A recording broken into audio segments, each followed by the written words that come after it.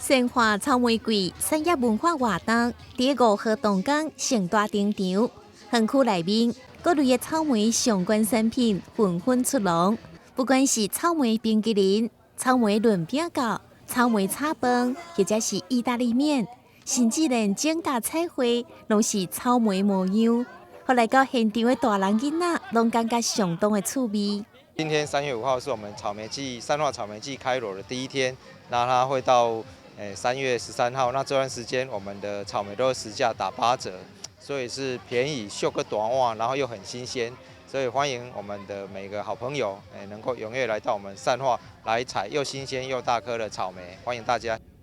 园区内不只会当买草莓，也各有控业服务。后来到现场的民众会当回味到细汉省图控业的记忆。善化区公所欢迎市民朋友伫个13号以前来到善化体验采草莓控业的趣味。台南新闻张伟忠采访报道。